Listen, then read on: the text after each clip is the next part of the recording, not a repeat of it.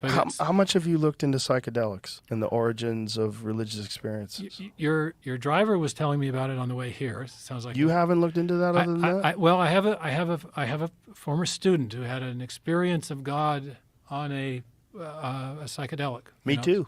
So I'm aware of those experiences. You haven't Yeah. had them? I have not. Would but you want to? I'm sort of happy with the experiences of God I've had in the sort of Wouldn't you like to actually say hi? what's that? Stay high. Say hi. Say hi. Say yeah. hi.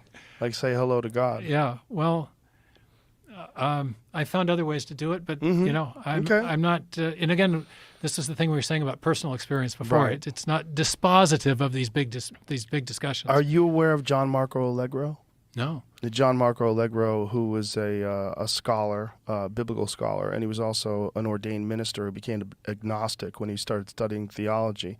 He was one of the people that deciphered the Dead Sea Scrolls, and he worked with it over a period of 14 years deciphering it, and it's very controversial, but his interpretation of Christianity after reading these scrolls was that it was initially about psychedelic mushroom rituals and fertility rituals, and that this was what they were documenting in these ancient scrolls, and that what he believed is that these psychedelic mushrooms were what we thought of as manna or the host, that the body of Christ, that these experiences were directly attributed to people taking these psychedelic mushrooms in these rituals.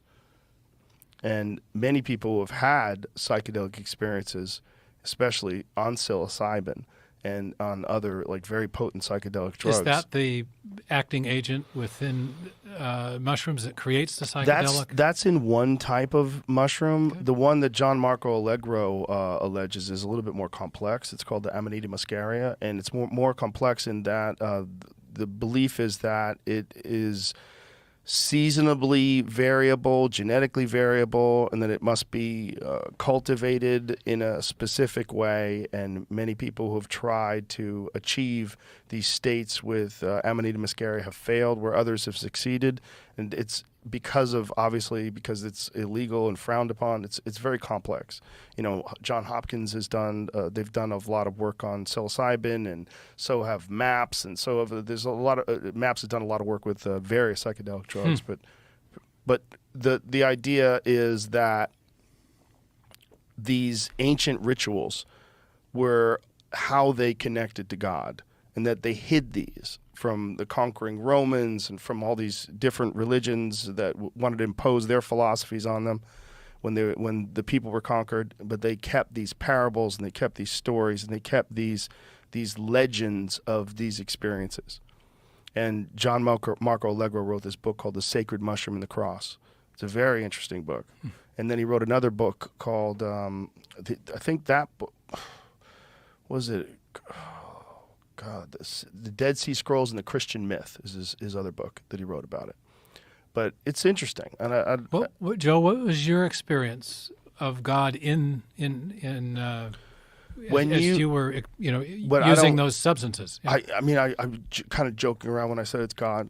What it seems like is the root of everything. Like when you have these experiences, they're so profound and so transformatory. They're so transformational. They have this impact on you where you enter into a realm of the impossible, and it's so easy to get to. It just doesn't take that long, and then all of a sudden you're there, especially through things like dimethyltryptamine, which is also endogenous in the human brain. If you can take that, you will be transported into a realm of impossible beauty, of geometric patterns that move and dance in front of you, and you're confronted with some sort of intelligence that's beyond anything you could possibly comprehend in our material realm. I don't know what it is. No one knows what it is. People they think it's a well of souls. They think it's an encounter with God. They think it's aliens. They think it's so many different things. But there's a university I believe it's in London, that Graham Hancock was talking about, where they're doing they're putting these people on an IV drip of dimethyltryptamine. Dimethyltryptamine is a very, very potent psychedelic, but the body brings it back to baseline very quickly because it's endogenous in the human body. It's one of the quickest drugs from the initial breakthrough experiences, which is insanely profound, to 15 minutes later you're completely sober. It's very, very quick. And these people that are having these experiences, they're mapping out these experiences in this very new and profound way, where they're saying there might be some sort of chemical portal in the mind that can be activated through these psychedelic chemicals. And then you experience or perceive sort of transcendent beauty or overwhelming in a way that it's not. This is not like, sitting in a field and feeling love. This is just an overwhelming thing that feels more real than reality itself. And it seems like you're kind of dipping your toe also into this infinite realm. And when you're you almost feel like you're in the waiting room, like you can't really handle the whole thing. And so, having had an experience like that, you're not inclined to a simplistic materialism as a. There's something you're saying. There's something more. Well, anybody who hasn't had that experience that wants to diminish it or wants to somehow or another have a reductionist take of what it means to be a human being. I think you've had a limited amount of experiences if you want to say that. Like I don't know how you could dismiss that without having it. Yeah. And a lot of people like Dawkins have not had that.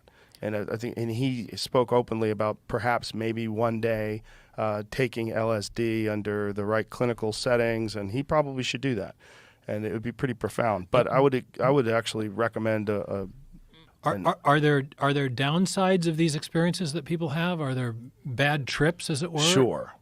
Yeah, sure. People have bad trips. And I think some of that bad trip is trying to control the trip because your ego sort of takes over and you try to stop it because it's so overwhelming and scary. Maybe a little afraid. It's very terrifying. Yeah. It's terrifying because it's a complete loss of control and reality melts down in front of you.